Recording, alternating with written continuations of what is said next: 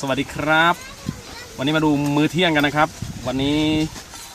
ซอกกราวแคมปิ้งนะครับมาที่อะไรนะแม่บ้านระเบียงหมอกวันนี้มื้อเที่ยงเดี๋ยวดูมื้อเที่ยงกันนะครับหมูสเต๊ะนี่ดูปลาครับยำขนมเส้นขนมจีนแล้วก็ไก่จ้อนี่ลุงปิดก่อนวันนี้เรามี FC มาด้วยนะครับนี่จากพระประแดงนะฮะนี่อันนี้เรามาเจอกันโดยบังเอิญอีกแล้วนะครับนี่คุณสุเมธนะครับผมเดี๋ยวเรามาดูเมนูกินกันหน่อยนะครับวิธีกินที่ถูกต้องนะฮะนี่ตักมายัดเข้าไปทำอย่างนี้นะห่อนะจะอร่อยมากนะแล้วก็ยัดเข้าไปครับ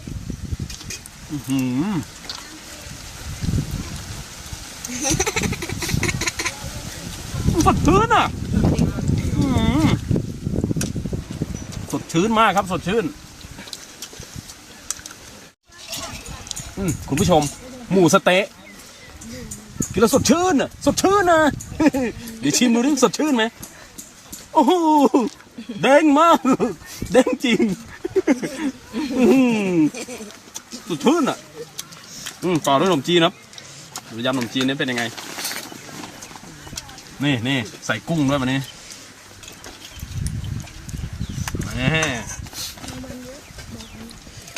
แต่ที่นี่แมงวันเยอะนิดนึงครับบ้านระเบียงหมอกเดี๋ยวชิมกันนะครับ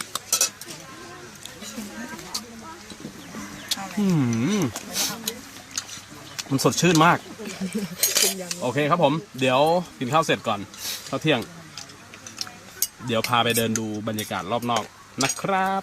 วันนี้พวกเราซอกกราวแคมปิ้งนะครับจะพาเพื่อนๆมากางเต็นท์กันที่บ้านระเบียงหมอกครับบ้านระเบียงหมอกนะครับอยู่ที่อำเภอบ้านคานะครับอยู่ที่ราชบุรีนะครับผมเดี๋ยวผมพาไปดูบรรยากาศข้างในนะครับนี่นะครับผมบ้านระเบียงหมอกนะครับอยู่ที่อำเภอบ้านคาราชบุรีนะฮะเดี๋ยวผมพาไปดูบรรยากาศข้างในนะครับที่นี่กางเต็นท์คนละ150 บาทนะครับมีเต็นท์ให้เช่าด้วยมาถึงทางเข้าฮะ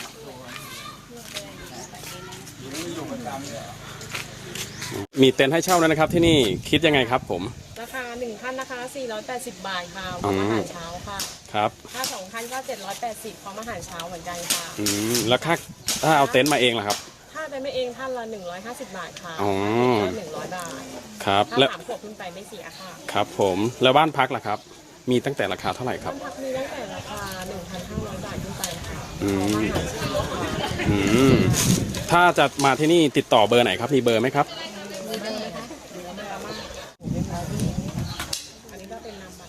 ครับเบอร์อะไรครับผมบอกเลยครับ091ค่ะ217 9799โอเคครับค่านอนเดี๋ยวเขาจะไปเก็บตอนเย็นนะครับผม อันนี้มีบ้านพักเท่าไหร่นะเมื่อกี้1,500ขึ้น1,500 บาทขึ้นไปนะครับมีหลายแบบ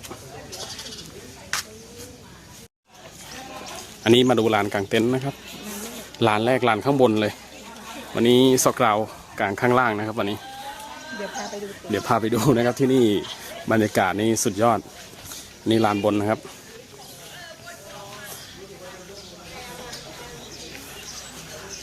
วันนี้สมาชิกเยอะแล้วนะครับพัก5 ทีทำให้นักร้อนก่อนปีนก็หลุดนี่ครับ ในกลางเต็นท์ได้นะครับตรงนี้ก็จะวิวข้างบนสูงอยู่นี่ครับมีวัวกระทิงด้วยไว้ถ่ายรูป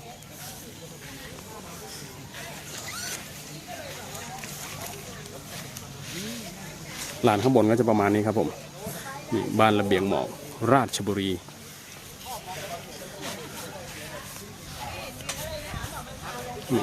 กลางก็ลานนี้ก็ได้ประมาณ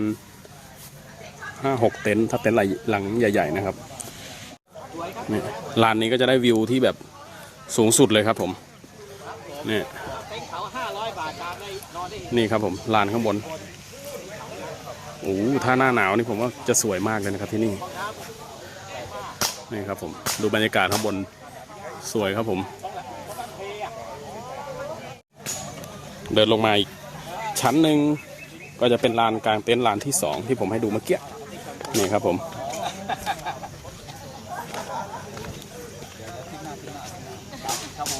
อากาศดีครับเจ้าที่ก็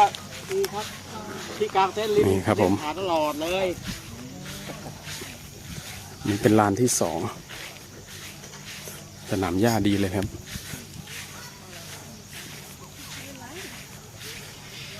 ลานที่2ก็ประมาณนี้ครับประมาณได้ประมาณ 5-6 เต็นท์ต่อไปดู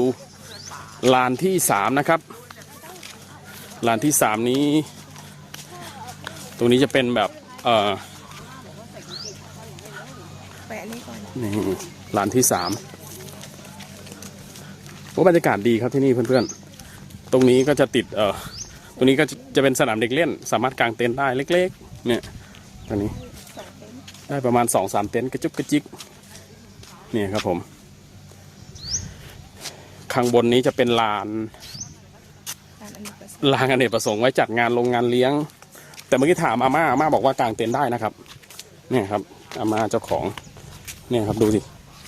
กางเต็นท์ได้แต่ต้องหาอะไรทับไว้โอ้แต่ถ้าสนามหญ้านี่เจ๋วมากเลยนะครับตรงนี้ดูสิครับสวยมากเลยแต่ตรงนี้มันตักสมองได้เพื่อนๆดูสวยมันเป็นแบบว่าชิลอะถ้ามันเป็นสนามหญ้าเนี่ยผมว่าสุดยอดเลยเนี่ยครับผมเนี่ยลานกว้างมากไว้สำหรับจัดพวกเวทีมีงานอะไรประมาณนี้เพื่อนๆดูสิครับดูข้างล่างเนี่ยดูเดี๋ยวผมจะพาลงไปข้างล่างนะฮะตอนนี้น้ำแห้งอยู่โอเคครับเดี๋ยวไปดูลานข้างล่างสุดเลยลานที่4เนาะโอเคเดี๋ยวผมพาเดินไปดูนะครับตรงนี้ก็คือจุดถ่ายรูปนะครับสวนเห็ดเขาเรียกสวนเห็ดให้มาดูครับเพื่อนๆมาดูดิว่ามันเป็นยังไง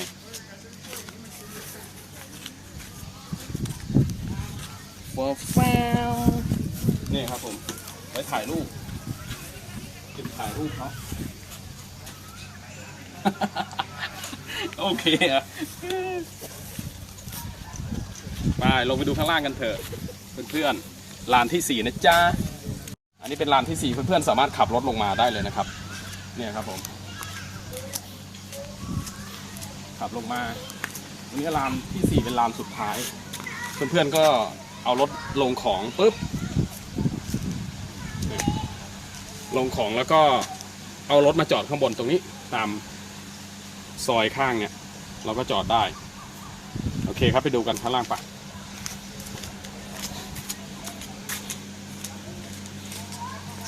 ครับผมอันนี้ก็คือโซนบ้านพักอีกโซนหนึ่งนะครับเนี่ย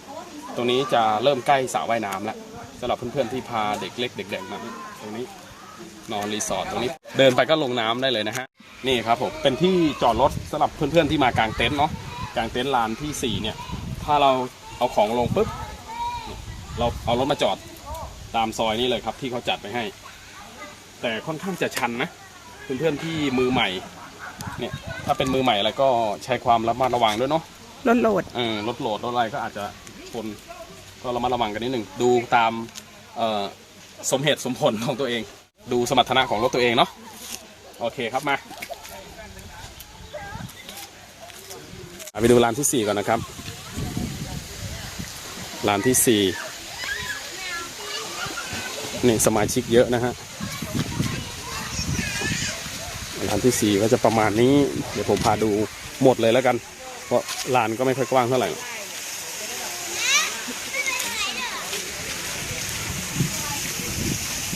นี่ครับผมก็จะประมาณนี้ลานที่4ลานสุดท้ายเนาะก็จะนี่มีสมาชิกชาวดาร์กรูมมากันเยอะอยู่นี่ครับเพื่อนๆมาก็มาก่อนก็จับจองกันได้เลยประมาณนี้ครับลานริมน้ำ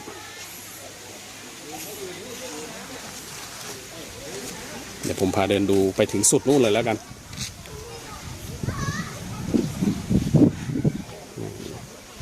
ที่นี่มันดีตรงได้เล่นน้ำเลยแหละร้อนๆอย่างเงี้ยเล่นน้ำสบายเลย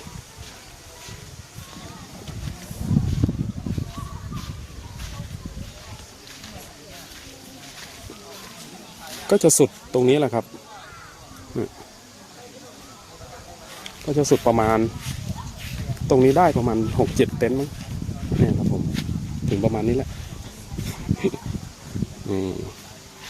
บรรยากาศก็จะชิวๆนะครับแต่ถ้าใครจะมาลานข้างล่างนี่ต้องมาไวหน่อยนะฮะเพราะว่าตรงนี้มันจะค่อนข้างจะจำกัดเนาะต้องไวนิดหนึ่งโอเค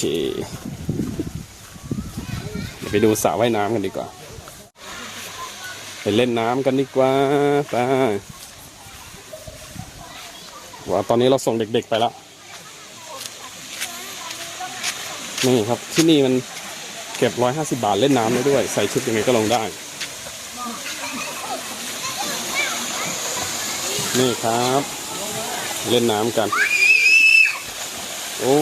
อากาศร้อนๆงี้เล่นน้ำสบาย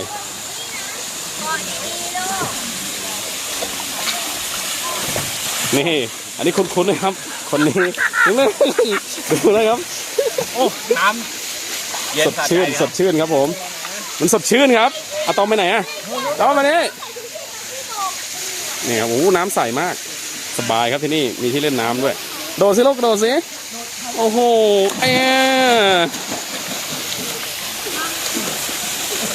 นี่นะครับก่อนลงน้ำเราก็มีที่ล้างตัวให้เปียกทำตัวให้เปียกก่อนแน่แต่ที่นี่อาม่าบอกว่าใส่ชุดอะไรลงก็ได้นะครับก็เลยดีสำหรับชาวแคมป์กลางเต็นท์ของเราครับผมนี่เดี๋ยวมาดูกฎระเบียบกันนี่ครับนี่กฎระเบียบของสระว่ายน้ำเนาะนี่ครับผมสระว่ายน้ำเปิด 7 โมงปิด 2 ทุ่มเนาะห้องอบสมุนไพรเปิด 7 โมงครึ่งถึง10 โมงแล้วก็ 4 โมงครึ่งถึง 6 โมงเนาะหากท่านใดสนใจก็ติดต่อเจ้าหน้าที่ล่วงหน้าเลยนะคะเขาบอกอย่างนั้นนะสระนี้เป็นระบบน้ำเกลือเนาะ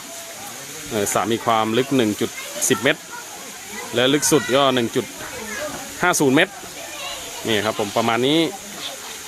ห้ามเด็กต่ำกว่า12เล่นน้ำตามลำพังเนาะผู้ปกครองที่พามาก็ดูแลอย่างใกล้ชิดนะครับเพราะว่าไม่มีเจ้าหน้าที่ดูก็ให้เราดูกันเองเนาะนี่มันดีตรงได้เล่นน้ำนี่แหละครับผมครับผมเดี๋ยวพามาดูห้องน้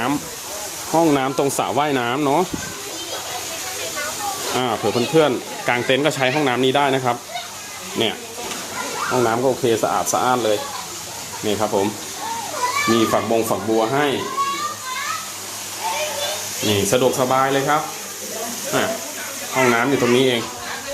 เนี่ยมองออกจากห้องน้ำปุ๊บมองเห็นไหมครับนี่ลานกางเต็นท์อยู่ตรงนี้ไม่ถึง19ครับผมสบายมากโอเคครับเดี๋ยวไปลงเล่นน้ำกันดีกว่าโอ้โหสนุกกันใหญ่เลยครับนี่ที่นี่กางเต็นท์มีสระว่ายน้ำด้วยเนี่ยน้ำใสปิ้งสบายนี่สไลเดอร์นะฮะที่นี่สามารถใส่ชุดเสื้อผ้าธรรมดาเล่นได้นะครับอาม่าอนุญาตให้เล่นได้นี่เพื่อนๆมากางเต็นท์เล่นน้ำสบายเลยครับนี่ที่นี่ครับผมบ้านระเบียงหมอกครับโอเคครับเดี๋ยวมาเล่นน้ำกันดีกว่ามาแล้วดูน้ำลึกไหมลูกประมาณนี้น้ำเย็นมากเย็นเจี๊ยบเลยต่างจากข้างบนลึกลับเลยเร็วมาแล้วตายเลย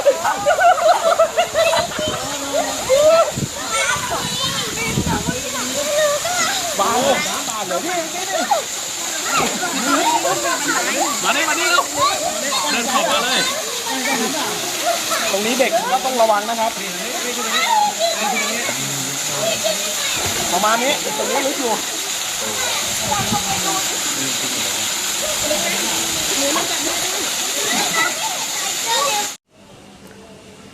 อันนี้เป็นห้องน้ำอีกฝั่งนะครับโอ้ค่อนข้างสะอาดเลยครับสะอาดมากนี่ฮะ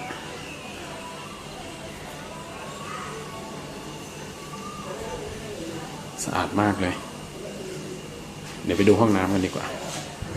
อันนี้เป็นห้องอาบน้ำห้องสุขามีอยู่2 ห้องครับฝั่งนี้ถือว่าสะอาดมาก แยก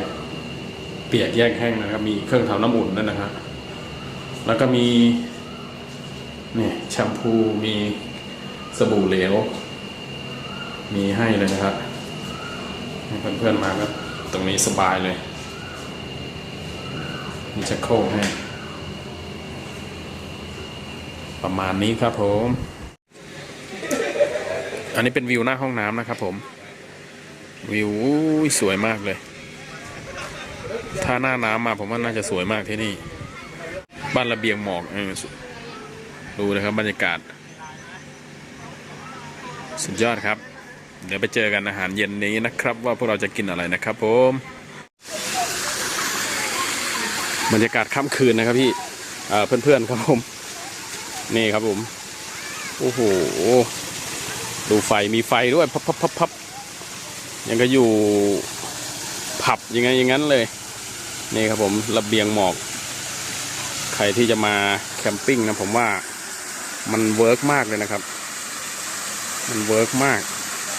มาเล่นน้ำกลางคืนเนี่ยสวยมากครับผมนี่ครับผมเมื่อบ่ายเรามาเล่นแล้วน้ำเย็นมากไม่น่าเชื่อน้ำเย็นมากจริงๆนี่สวยงามครับผมสวยงามบรรยากาศยามเย็นโอ้โหดูครับยังก็อยู่ดิสโกเทคมีพุบพับโอเคครับมาแล้วครับวันนี้กับข้าวมื้อเย็นของเรากับข้าวยังไม่ครบนะครับอันนี้เป็นลวกจิ้มเป็นซีฟู้ดเนาะคอหมูย่างนะฮะผมไก่ทอดโอ้โหนี่กุ้งแช่น้ำปลานะฮะฝั่งนู้นเอ็นไก่ทอดยังไม่มาครับผมมาครับเพื่อนๆข้าวเย็นนี่คอหมูย่างเด็ดวันนี้กับข้าวเป็นแบบแนวซีฟู้ดนี่เป็นกุ้งครับลวกจิ้มกุ้งมันเด้งอ่ะกินมันสดชื่นอ่ะ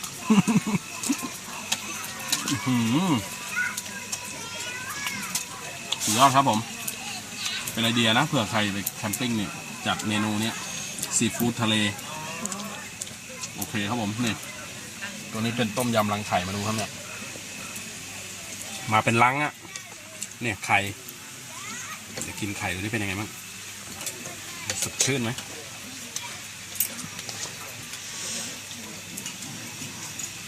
โอ้ร้อนร้อนเด็ดอย่างนี้เลยโอเคครับผมเดี๋ยวพรุ่งนี้ตื่นเช้ามาเก็บบรรยากาศตอนเช้าให้ดูเนาะคุณผู้ชมตอนนี้4 ทุ่มแล้วนะครับเรามาดูอุณหภูมิสิครับโอ้โห20 องศา20โอ้อย่างหนาวเดี๋ยวดูตอนเช้าจะเป็นยังไงนะจ๊ะมอร์นิ่งครับเพื่อนๆครับมาดูอากาศตอนเช้าสิครับเย็นมากครับผมไม่น่าเชื่อครับบ้านระเบียงหมอกครับเย็นมาก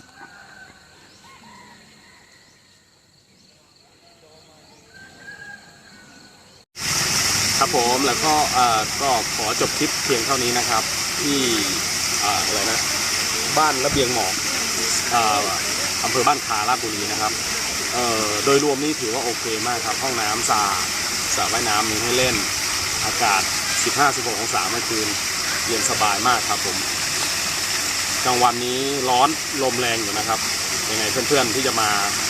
เดินตามรอยพวกเราก็กล่าวแคมปิ้งก็อย่าลืมกดเป็นกำลังใจให้พวกเราด้วยนะครับกดไลค์กดแชร์ให้พวกเราด้วยนะครับก็กล่าวแคมปิ้งครับบ๊ายบายเจอกันในปีหน้าครับ